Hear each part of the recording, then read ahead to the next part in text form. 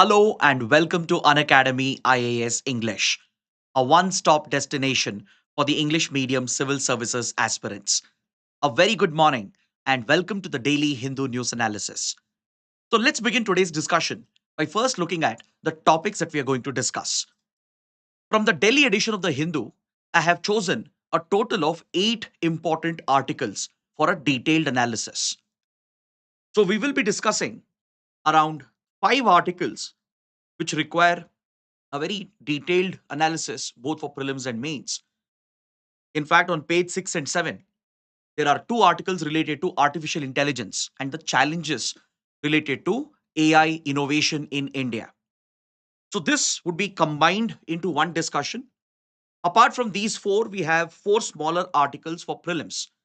So, let's cover all these topics in complete detail so that you don't have to go back and read the newspaper again. If you guys are liking this initiative, do support us with your likes and comments and don't forget to subscribe to our channel. Now, those of you who want the PDF of this session, please join my Telegram channel by scanning the QR code. After the session ends, I'll be sharing the PDF on my Telegram channel. But before we begin today's analysis, I have a very big announcement for UPSC civil services aspirants. Yesterday, Unacademy celebrated the Manzil event where we felicitate the toppers of CSE 2024. To mark this success of our students, Unacademy is providing the lowest ever subscription fee for our IAS courses. You can enroll for our program at just 17,999. This will not only give you a 12-month subscription, you will also get a 12-month free extension. So essentially, you will avail a 24-month subscription at just 17,999. So those interested to avail the offer can click on the link provided in the video description. With this, let's get started and look at the first topic. So as I mentioned, on page number 6 and 7, there are 2 articles related to artificial intelligence. The editorial on page 6 is focused upon the environmental cost of artificial intelligence.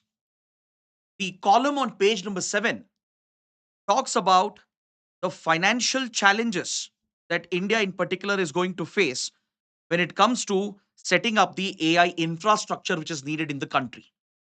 So, what I'm doing is I'm clubbing both the articles and we'll discuss the topics one by one. So, first, let's focus on this important editorial. See, recently the IMF, the International Monetary Fund, brought out a very important report. This report focused on the environmental cost of implementing AI infrastructure. Because for building AI algorithms and for creating AI tools, you need a robust infrastructure on the back end. You need advanced GPUs, graphic processing units. You need massive data centers because all these AI algorithms are trained with data. It requires massive processing and computing capabilities. So, to set up that infrastructure, you need tremendous amounts of electricity. In order to power these advanced processors and to create that computing facility which is needed, you need significant amounts of electricity. In fact, believe it or not, recently there was a very interesting report regarding OpenAI's ChatGPT. It has been reported that the company OpenAI is incurring billions of dollars in expenses just because the users, that is all of us, we tend to be very polite and we often use phrases such as please or thank you when we are giving a prompt to the generative AI tools. We often say, please, can you generate this image? And once it generates the image, we say, thank you. So these simple phrases which users are using on a massive scale, it is it has led OpenAI to incur significant cost because a computing cost goes up. Computing capabilities needed goes up. And this alone is leading OpenAI to incur millions of dollars in additional cost. So I'm just quoting this example so that you can understand the scale at which AI is going to be expensive. It's not just the hardware which is needed, but the electricity which is needed would also put a significant cost on the AI companies and on governments which are trying to push AI innovation. So these companies today are facing a big challenge with regard to how they will source the power. Where will they get that electricity from?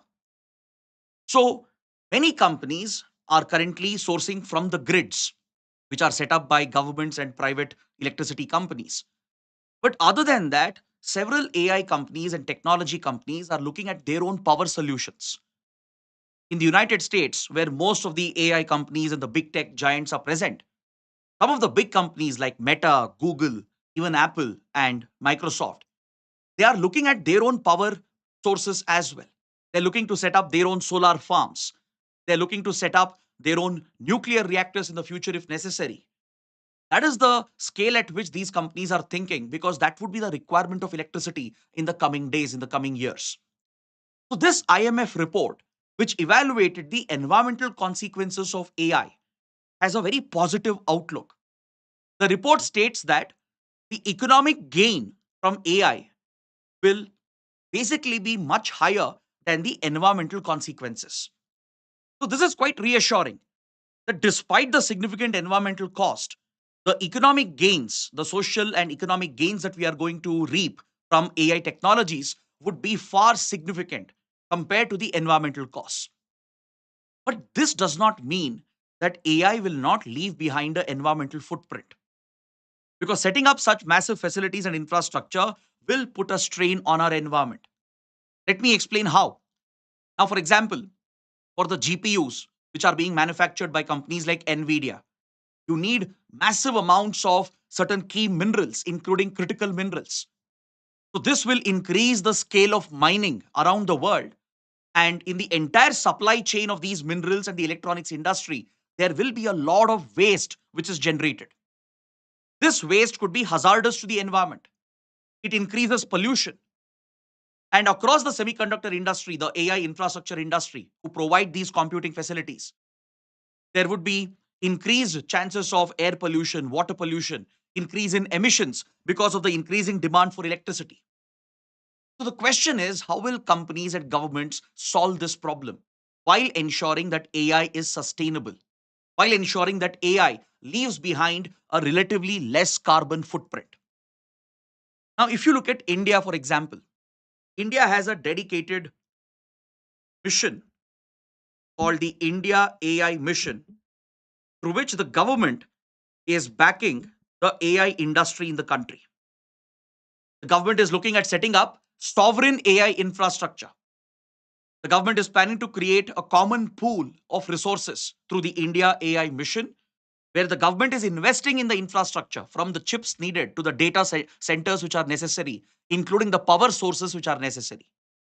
So, those countries which have already invested in clean, renewable energy, they will have an edge, they will have an advantage.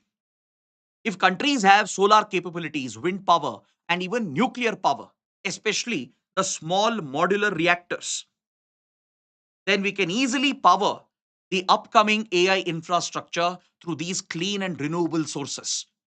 Instead of relying on fossil fuel based energy, such as thermal power plants, it would be environmentally friendly to rely upon clean and renewable sources of energy, such as solar, wind, and especially nuclear energy. That's why American tech giants are looking at these options. As I said, these big companies are looking at nuclear power as well, to have small modular reactors on site at their data centers, at their AI facilities, so that they can reduce the environmental burden. But this will require significant investments in clean and renewable energy. So, this is where India actually is in a slightly better position, given the massive shift that we are making towards clean and renewable energy. Given that India has prioritized solar power, wind power, and in the recent budget, the government has started backing the small modular reactors to be set up across the country. So, greater investments in clean renewable energy will reduce the environmental cost of AI. It will bring down the overall emissions. Because don't forget, India has a carbon neutrality target by 2070. Most countries have a more ambitious carbon neutrality target. By 2050, many countries have committed to achieve a net zero target by then, which means they have to bring down their overall carbon emissions. And while these new technologies are promoted, it's important to shift the source of power towards clean, renewable forms of energy. So, this is one important issue that is being highlighted in the editorial. It's not just about the energy requirement and the emissions associated with it, it's also about the pollution, the effluent discharge, which could happen from the semiconductor electronics industry, and the environmental cost of large scale mining. So, all these environmental consequences will have to be considered, not just by the AI companies and the tech companies, but also by governments. So, that is why it is important to prioritize clean renewable energy as it will help drive the future of AI. This could become a better viable alternative to power AI data centers and the backend infrastructure of AI algorithms. Now, coming to the column on page number 7, this column talks about a recent policy that has been notified by the Ministry of Electronics and IT with regard to financing for AI infrastructure. As I told you, India has an ambitious mission, the India AI mission, under which the government is looking to set up sovereign AI infrastructure. When I say sovereign, it means government owned. Government owned AI infrastructure is being set up in the country. And the government is looking to collaborate with the private sector to realize the AI ambitions of India. So, with regard to setting up this infrastructure, which includes procurement of the GPUs, the advanced processors and chips which are needed, setting up the massive data centers, this entire infrastructure is being backed by the government. And with involvement of private vendors and private suppliers, the government is trying to create this facility so that the end users, which would be the tech startups and the AI companies, they can make use of the common infrastructure which the government would have created, and thus they could focus on AI innovation. It will reduce the cost of investments for these small startups and AI companies. They can utilize the common pool of infrastructure that the government is creating through the India AI mission. So, in order to set up this common infrastructure, the Ministry of Electronics and IT has recently notified a procurement policy to procure these chips to set up the data centers. The government has notified certain guidelines regarding how this initiative would be executed. According to this guideline issued by the Ministry of Electronics and IT, the ministry is providing for a continuous empanelment process.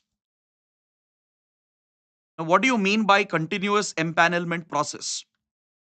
It basically means the vendors who are looking to supply the infrastructure, set up the basic facilities, they will be continuously empaneled by the government, brought on board the project which is being run by the government. So, those vendors who are looking to procure and supply the processing chips or set up the data centers, they will have to undergo a tender process, a bidding process.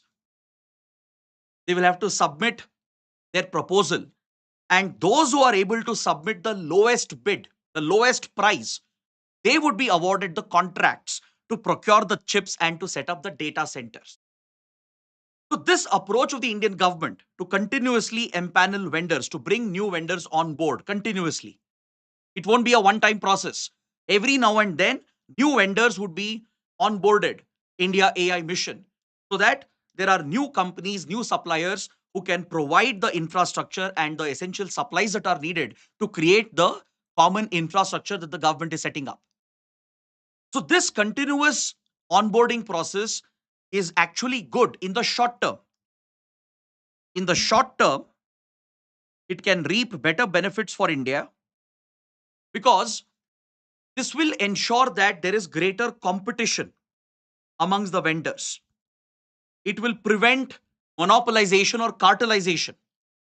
If the government, let's say, onboards only one or two companies initially and doesn't provide opportunity for newer companies to enter later, then what will happen is that those one or two companies will end up creating a monopoly over the market. They will form a cartel as well, and they will have a excessive control over AI infrastructure of the country. And this could be detrimental for competition and innovation. Small companies may not be able to afford the infrastructure. So, in that regard, in the short term, the policy to empanel vendors continuously is a good policy because it will ensure that even smaller players can be onboarded. They can provide cheaper infrastructure at a cheaper cost because only those who submit the lowest price bid will be awarded these tenders to procure the chips and to set up the data centers. But think about the long term consequence. There is a long term effect of this policy. What could happen is that since vendors are forced to submit the lowest price possible, they will obviously end up compromising on quality. They will try to cut some corners because this is not a very profitable industry as of now. In order to keep the profit margins, what the vendors might do just to win the tender, to win the contract, they might submit the lowest bid. But however, they might have compromised on quality. And this could hurt India's AI innovation ecosystem in the long run. And also, if you look at this from users' perspective, in this case, the users here would be the AI startups in the country and the AI tech companies. They are the ones who are looking to make use of this sovereign AI infrastructure that the government is setting up under India AI mission. Now, these startups and the tech companies, they have to go through very strict conditions. They have to meet certain qualifying criteria to be able to access the AI infrastructure that the government is setting up with the help of these vendors. See, under India AI mission, the government is providing nearly 40% subsidy to the AI equipment which the vendors are going to set up. The government will subsidize the user cost as well. Almost 4,500 crores has been allotted under the compute pillar of India AI mission. So the government has taken the right steps. But however, what will happen is that when you place very strict conditions and criterias for startups and tech companies to qualify to be able to use the AI grids and infrastructure, the problem is it could exclude many companies which may not meet that criteria. So, what is this criteria that the government has laid down? The government has already said that if users want to access the AI infrastructure, then they will have to show that they already have some prior experience in the field of AI and machine learning. They will have to be recognized by Startup India Initiative or by the Department for Promotion of Industry and Internal Trade.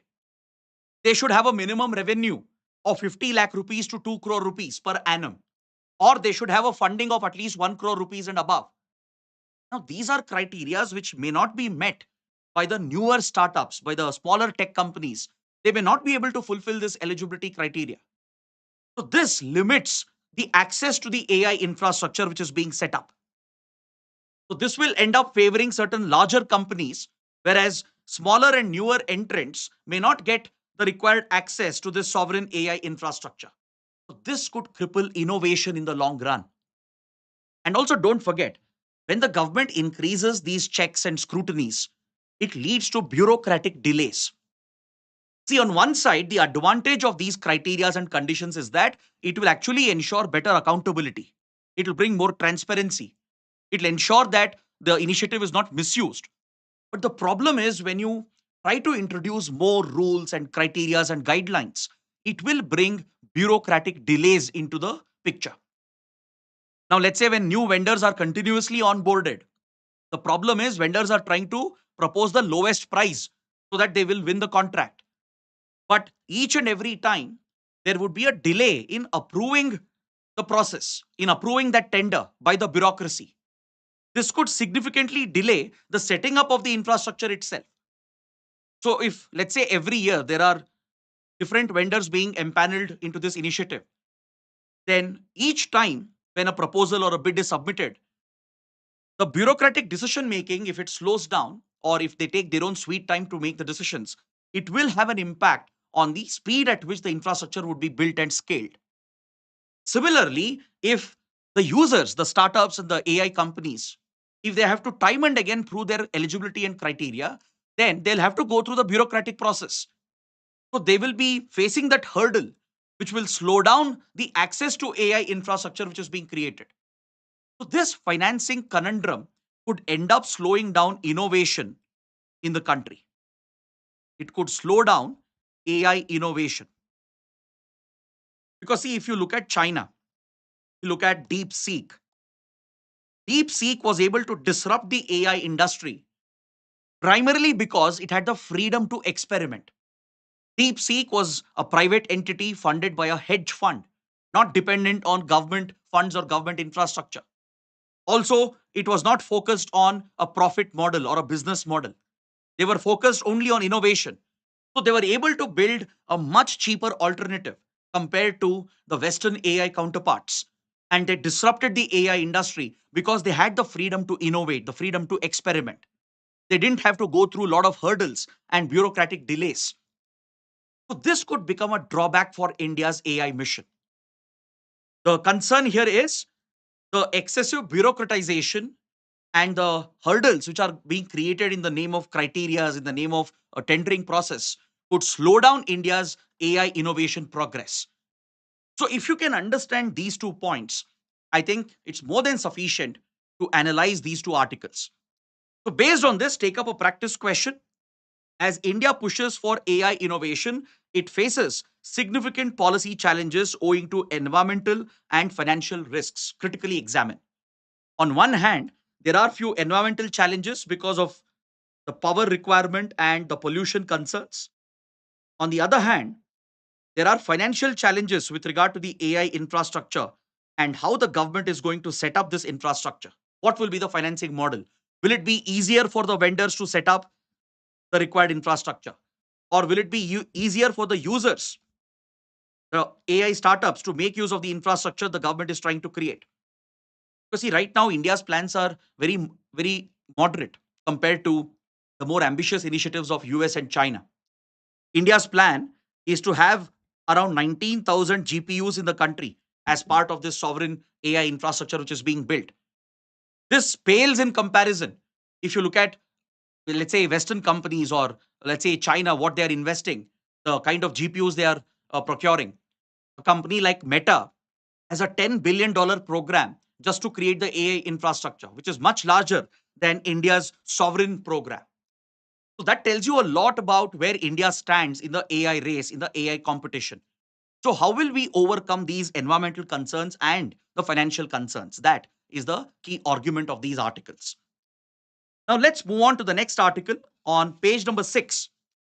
We have an article related to arbitration. We need to understand what is arbitration, what is the focus of this article, and what is the writer trying to discuss about arbitration in India. See, arbitration is a type of alternate dispute resolution mechanism. Generally, when two parties have a dispute, we often take the litigation route, which means we go to the courts. Let's say one party has breached the terms of a contract, or let's say one party has not fulfilled the commitments to the other party, which was promised. So, in such disputes which come up, one route to resolve, to redress those disputes, is to take up the litigation route, where you file a case and go to the courts seeking justice. The problem with litigation approach is that it is hostile. When you file a court case and seek litigation against the opposing party, you are initially taking a hostile approach, which could rupture the relations between the two parties. It could also slow down the justice process as well. You may not get the remedy quickly because the courts are already overburdened. Judiciary is already dealing with plenty of cases, plenty of litigations, and there is a huge backlog of cases in our judiciary. So as a result, the parties in a litigation case, they may not get quick judicial remedy. They may have to wait for months and years. And moreover, the very process of litigation turns hostile. The very nature of litigation is confrontation. You're accusing the other party. So it turns hostile and it ruptures the relationship as well between the two parties. Now, this can be detrimental in the economy, especially when, let's say, two companies are involved. So this could become a huge hindrance for economic growth and progress. So what you need is a easier process to redress some of the disputes. That is where alternate dispute resolution comes up. There are different forms of alternate dispute resolution, and one very popular method is arbitration. And this is legally recognized. We have a specific law, the Arbitration and Conciliation Act 1996, that governs arbitration in the country and other forms of alternate dispute resolution. In case of arbitration, the cases are not heard by the courts or the judges. It is taken up by a neutral arbiter, a neutral expert will take up the matter and in a fair manner will try to settle the dispute without leading to hostility between the parties, and it will provide for quicker resolution as well. This is very, very crucial, especially for contractual enforcement. If you want to enforce contracts, which is critical for businesses, what you need is quick, efficient, and swift arbitration. But unfortunately, India is not known as a hub of arbitration. You might have heard many companies from India, they seek arbitration in other jurisdictions, usually Singapore or other jurisdictions where arbitration is very smooth and well established. But in India, the process of arbitration has become very complex and challenging because we have simply copied the judicial system itself. Usually, the arbiter happens to be a former judge or an advocate. The arbiters who are appointed, they happen to be judicial officers. So they bring that baggage of their litigation experience and they try to rule over arbitration cases just like they would rule over litigation cases. So, in our arbitration process, this is the big flaw which has come up. The human capital itself, which has been dedicated for arbitration, is flawed. The writer says that by appointing former judges, judicial officers, and advocates, we are simply mirroring the judicial system. Then, what's the difference between litigation and arbitration? Arbitration requires subject experts, a neutral expert who has a mastery of that field, of that domain, who can be fair and neutral to both the parties and provide for a quick resolution. It is like a out of court settlement. But by appointing former judges and judicial officers and advocates, India's arbitration system has ended up mirroring the judicial process. And even in the arbitration process, there are delays. There are very ineffective solutions which are provided. The award which is given at the end, the arbitral awards, they don't satisfy either of the parties. That is why Indian companies, Indian businesses, investors, they have no confidence in India's arbitration process. Either they take the litigation route where the cases will drag for years together, this will harm business interests, or those who want quicker solutions, they go to other jurisdictions like Singapore, hoping for a quicker arbitration award. So this is an area which India needs to improve upon. That's what the writer is saying. The writer is arguing that we need to streamline the arbitration process, ensure the right human capital is allotted, ensure that the right arbiters are brought in to speed up arbitration process and to make it faster, make it efficient so that it can aid India's economic growth and progress. That is what we learn from this important article. So take up this practice question. Arbitration in India fails in comparison to other jurisdictions. Evaluate the challenges and suggest a way forward. So it's a very simple, straightforward question. You can start out by explaining what is arbitration, how it is a type of alternate dispute resolution, and then compare the challenges in India's arbitration process with other jurisdictions like Singapore, where an arbitration hub has been created, where the right policies, right ecosystem has been created, and why investors and companies prefer those jurisdictions as compared to India, and suggest a way forward. You can suggest that better human capital has to be allotted. We can't simply bring in former judges or other judicial officers and advocates. What we need is specialist arbiters who have expertise, who have a certain experience in this domain. That is how India can turn itself into a hub of arbitration. Next, on page number 6, we have another important editorial related to the rights of the transgender community. This is a topic which has been in debate, especially over the last couple of years, particularly in Western countries. There has been a very strong divisive debate which has come up over trans rights. See, for example, in Britain, there has been a recent ruling by the UK Supreme Court, where the UK Supreme Court has ruled that trans women who are not biologically women, biologically they are not female, they would have undergone um, gender change operation and a sex realignment operation. Even if they possess gender recognition certificate, they will not be given the same rights as women. The rights given to biological women will not be accorded to trans women in the UK as per this ruling which has been passed. So this has divided the society of United Kingdom. There are those who stand up and support trans rights. There are those, especially from the conservative sections, who oppose the third gender, right? Because especially conservative elements look at gender as a binary. They look at gender as just male and female, and they're completely opposed to the very idea of recognizing the third gender and giving them rights. Because see, there have been instances where giving rights to the trans community has often been misused as well. For example, there was a case in UK, uh, a man who had committed two rapes later underwent a sex change operation and became a trans woman essentially. Post conviction, this criminal was lodged in a female prison because of the gender change operation. Since the trans woman was now recognized as a female because of the gender recognition certificate, this convicted criminal who had committed two rapes when she was a man ended up being lodged in a female prison. So this raised alarm, not just amongst the convicts, but the society itself. We have also seen instances in sporting events where men have undergone gender change operations and then tried to compete in female events. So this raises a very crucial debate in the society as to what kind of right should be provided to the trans community and what kind of right should not be provided. This has become a highly divisive topic, especially in the West.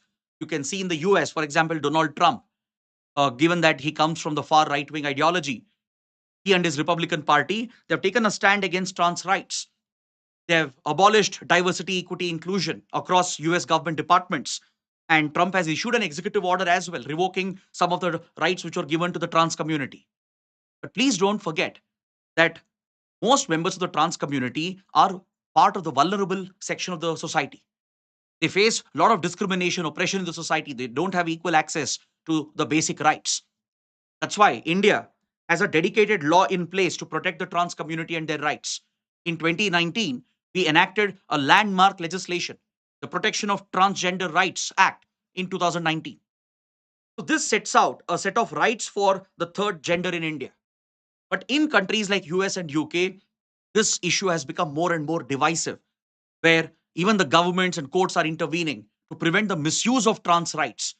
Because there might be few elements who might try to misuse the rights accorded to the trans community.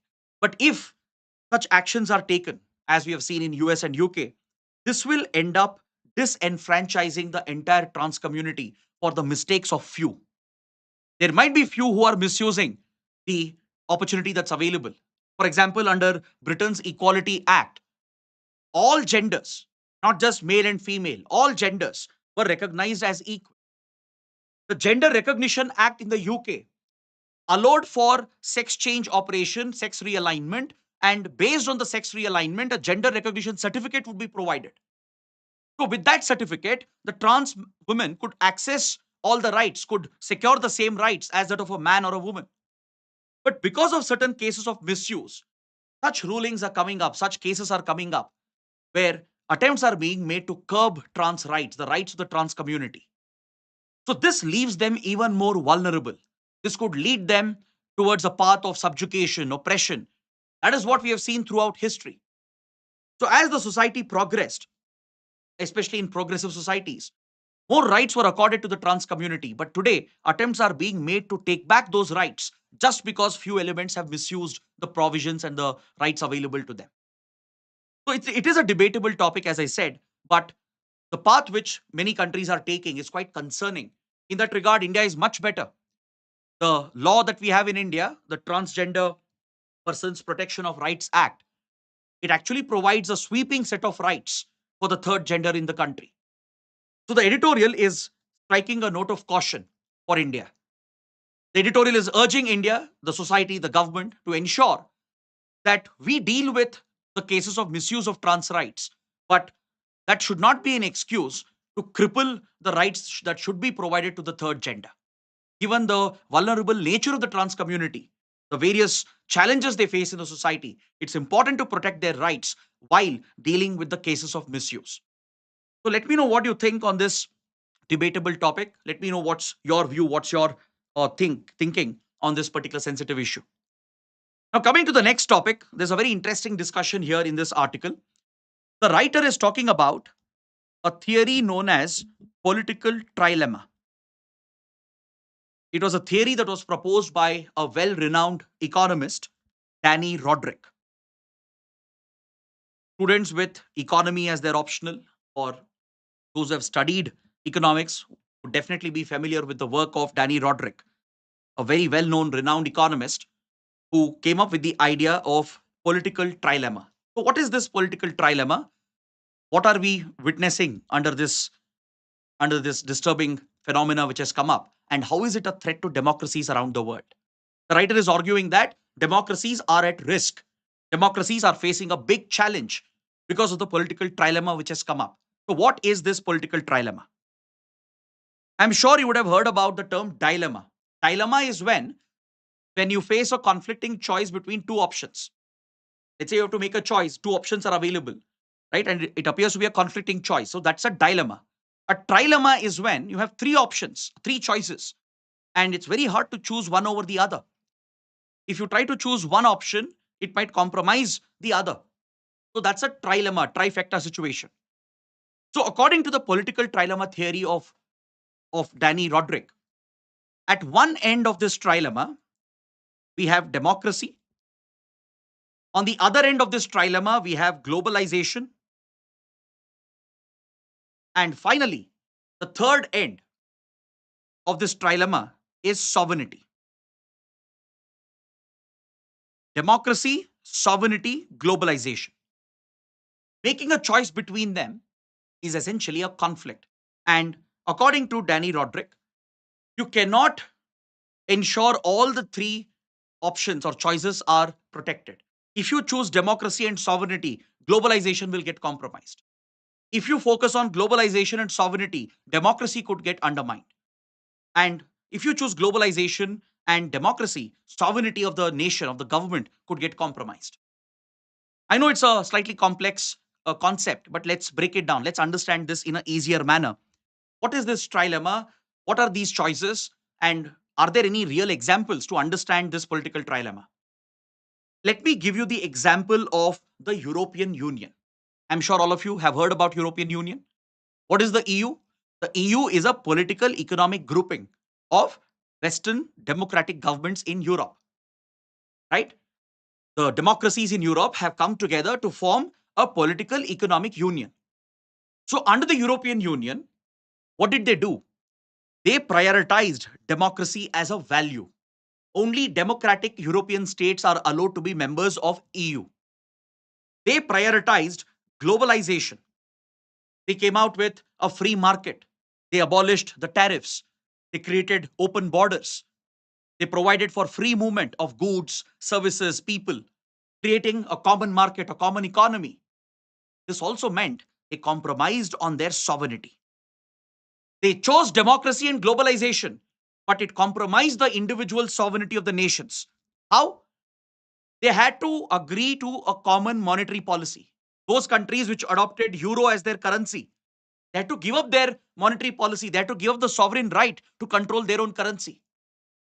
Similarly, with regard to various laws and policies, be it the policy on immigration, be it the national security policy, be it the policy on communication, be it the policy on AI, the policies on agriculture, the policies on fishing, since common policies would be adopted for the entire EU market, countries would compromise their individual sovereignty.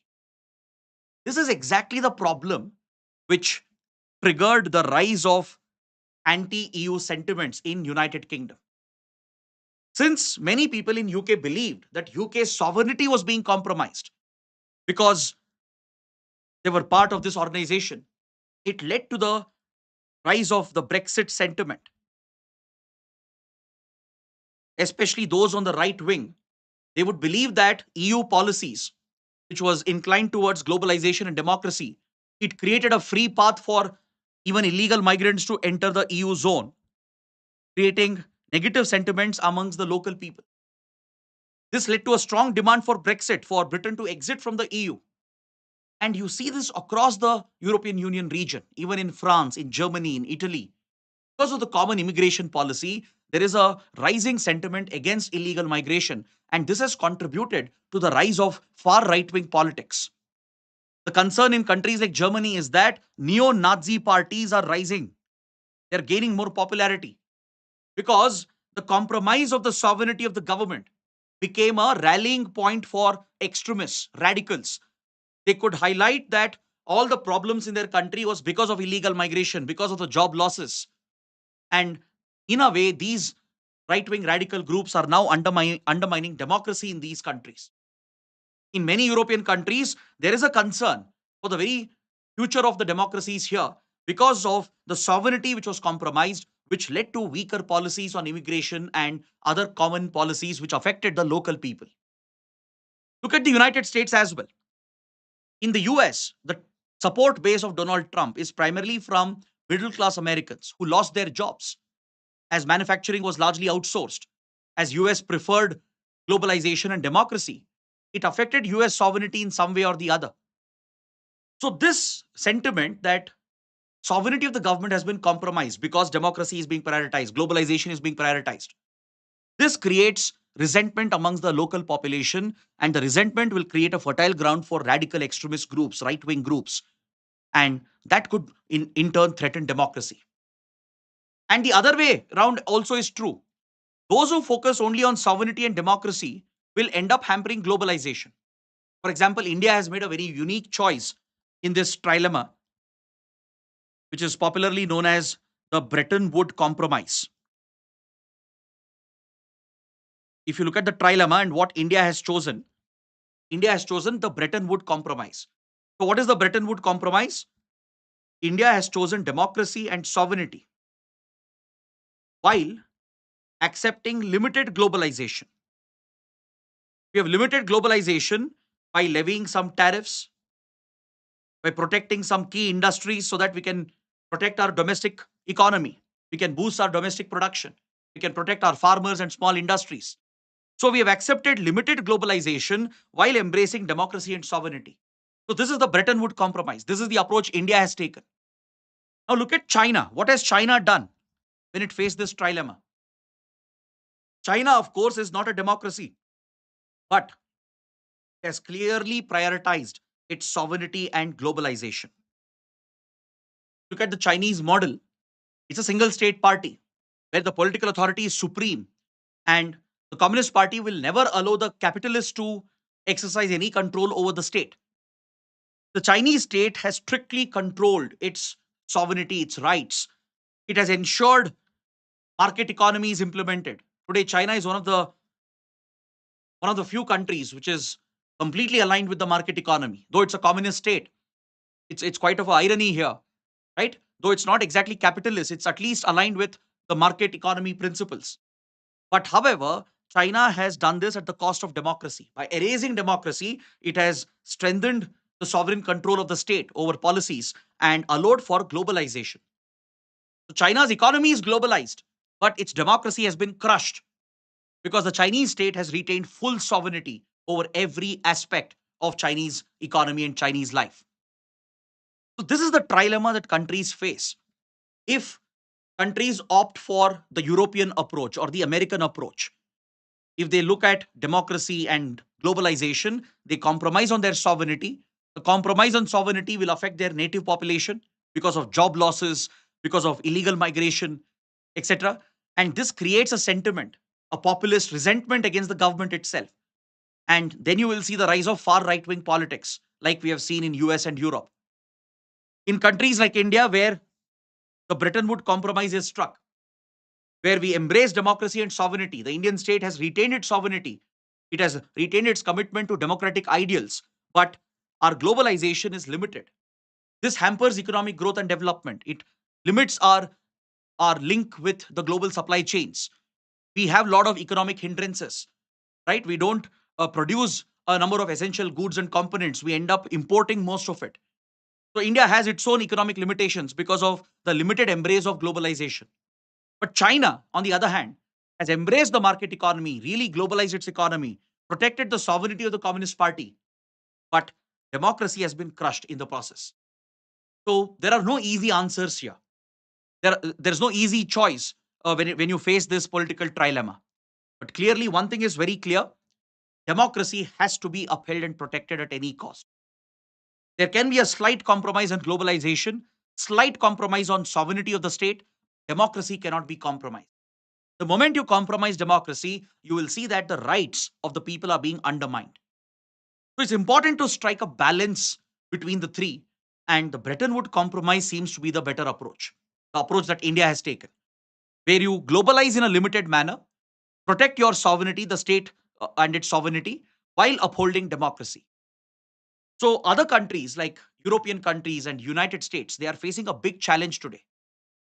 The undermining of their sovereignty today has created a threat for democracy.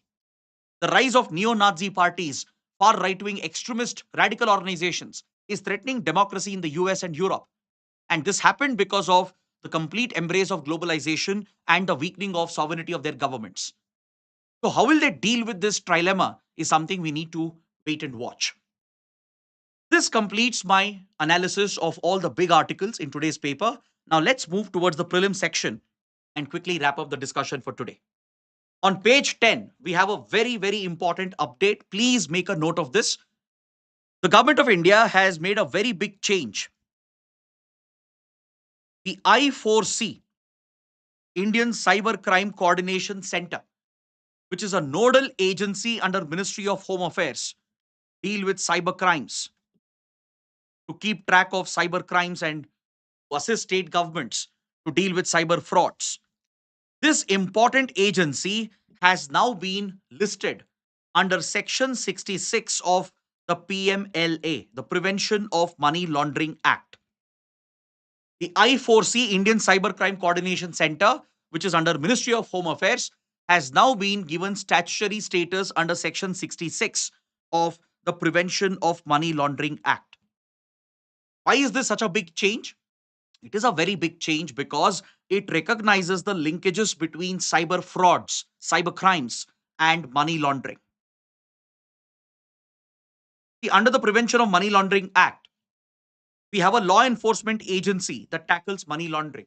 That is the ED, Enforcement Directorate. So India has implemented the FATF standards when it comes to countering money laundering. We have implemented the FATF standards as recommended by the Financial Action Task Force, and you can find those provisions in the Prevention of Money Laundering Act. As per the FATF recommendations, we have declared money laundering as a crime, as a criminal offense. The PMLA allows the Enforcement Directorate, which is the law enforcement authority, to confiscate the proceeds of the crime and attach the proceeds of money laundering to the ongoing case.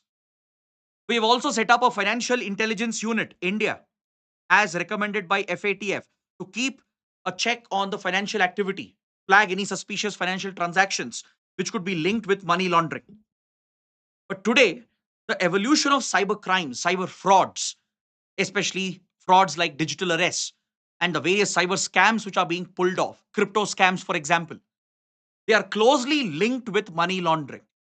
So I4C, Indian Cybercrime Coordination Center, which was set up by MHA as a nodal agency to tackle cyber crimes, it has been dealing with many cyber frauds which are linked with money laundering. So there is a need for I4C to coordinate with Enforcement Directorate, to share information, to receive information from the other agencies. So for this purpose, it has now been brought under Section 66 of the Prevention of Money Laundering Act. Now, this will allow I4C to easily share information and data with other law enforcement agencies such as the ED, and also receive information and data from other concerned agencies. So this will help India strengthen its fight against money laundering and cyber frauds, especially those cyber crimes which are linked with money laundering. That is why this is a big change that has been done by the government. Next, on page 14, there's an article referring to a very important location in South China Sea. As you know, South China Sea has many maritime disputes going on where China has made unsubstantiated claims over the territory of other countries. China has drawn this so called nine dash line, a U shaped line in South China Sea, claiming most of the exclusive economic zone for itself. So, in the South China Sea, there is a group of islands called the Spratly Islands, which is disputed between China and many other Southeast Asian countries. Part of Spratly Islands and the EEZ around it is claimed by Vietnam. Even Malaysia is a party to the dispute.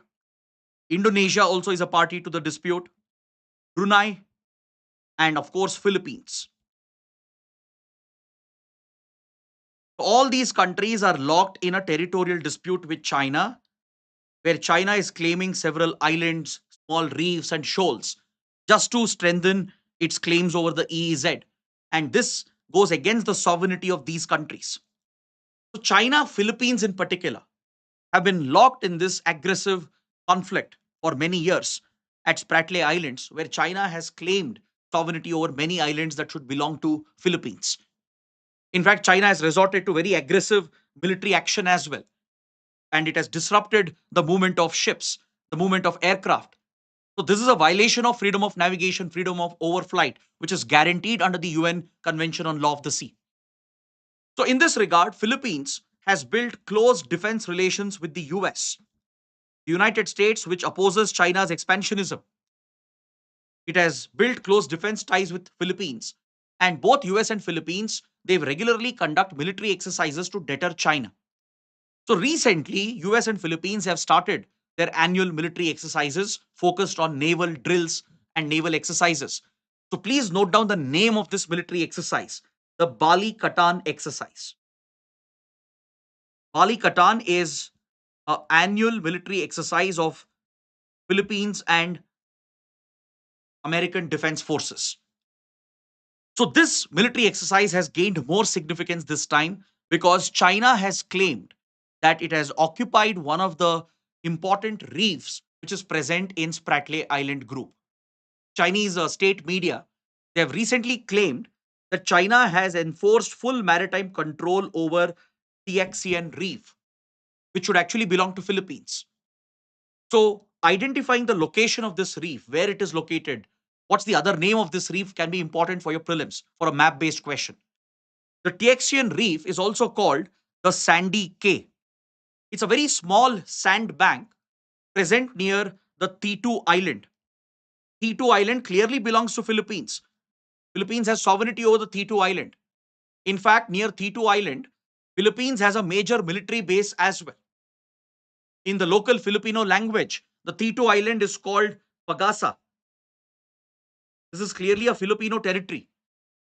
So next to the T2 Island, there is a small sand bank, a reef known as the Sandy Cay Reef or the Tiaxian Reef.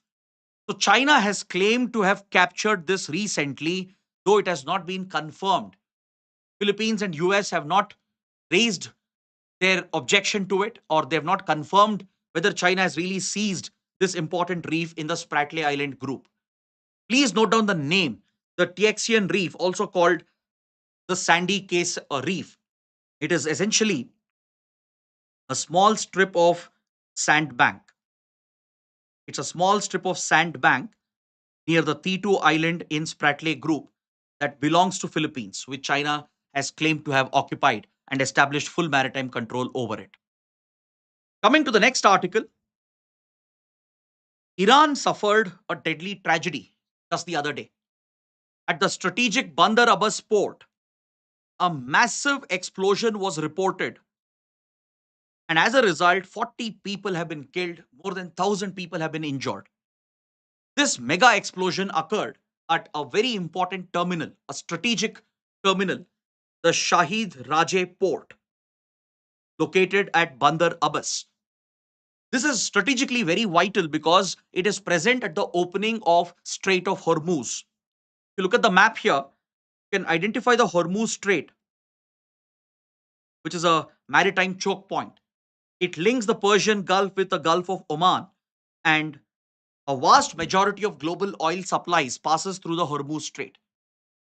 According to the article, one fifth of the world oil output, that is almost 20% of the global oil output, passes through the Hormuz Strait. So, right at the opening of Hormuz Strait, the Bandar Abbas port is located, which is strategically vital for Iran.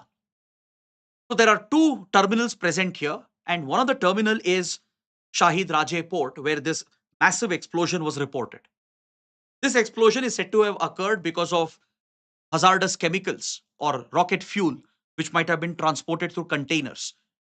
But there are a lot of speculation and conspiracy theories as well regarding a possible Israeli covert attack, or uh, it is being connected with the ongoing nuclear talks and tensions between Iran and US. But they all remain as conspiracy theories and speculation, because most reports are saying that it occurred because of a chemical explosion that happened at the port terminal. So, for whatever reason it happened, it is indeed a big a disaster. It can disrupt the operations at the Bandar Abbas port, which is strategically vital. Now, India is also linked to the Bandar Abbas port. India is working with Iran on the INSTC project. India, Russia, Iran, Azerbaijan. These countries are working on INSTC, the International North South Transport Corridor. So, under the INSTC project, the plan is to connect India's ports with Iranian ports like Bandar Abbas, so that goods can be transported. And from Iran, they can be transported to these ports over here in northern Iran, which faces the Caspian Sea. This would be the Caspian Sea here, where Azerbaijan also has inland navigation infrastructure. From here, the goods can be easily transported directly to Russia. So this is a alternate route that India, Iran, Russia are working upon to reduce their dependency on the Suez Canal. Is that clear? And right next to Bandar Abbas, we have the Chabahar port, which has been developed by India. So knowing these locations, understanding their significance is very important. So please note down the other ports of Iran as well. The Iranian ports facing the Caspian Sea can also be important. So just mark the names and the locations so that you can answer any map-based questions. Coming to the last article of today, on the supplement page, the Hindu carries an article which refers to a deadly plant virus called the CMV. The CMV is one of the deadliest plant viruses to be present out there. CMV stands for cucumber mosaic virus. You might have seen in the market, might have seen cucumber or even other fruits and vegetables which don't look very appealing to buy. For example, a cucumber which is stunted in its growth, which doesn't look very appealing and edible, which has this mosaic pattern. I'm sure none of us go and buy this vegetable, right? Same with certain melons, even with banana and other important food crops. They all are affected by a type of a pathogen, a virus called the CMV, the cucumber mosaic virus. So, this is a deadly virus that affects hundreds and hundreds of plant species, and this has a direct impact on crop yield.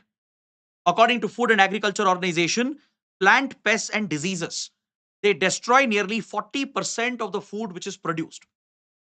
This is a direct impact on food security. In India, CMV is directly responsible for a yield loss of 25 to 30% with regard to the yield of banana. Similarly, a yield reduction is seen in cucumbers and melons and pumpkins, and infection rates can be as high as 70% in these food crops. So, CMV is a deadly agri virus, a plant virus, which has to be fought. So recently, there has been a scientific breakthrough where researchers have developed a RNA-based antiviral which can be administered to the plants so that they can fight back the infection, and this can protect the yield of the plant. Now, how does this virus spread? It is spread through an insect. Insects that belong to a group known as the aphids. The aphid category of insects. They are the carriers of this virus. They spread the virus to different plants, and various crop species of plants are affected. Almost 1,200 species of plants can be affected, and it directly affects the yield, the eventual output. You will see that the fruits and vegetables, they develop this mosaic pattern, the growth becomes stunted, and the fruit or vegetable, it doesn't look appealing or edible. And this directly affects the consumption of these fruits and vegetables. So, this is a significant contributor to food wastage. It contributes to food insecurity as well.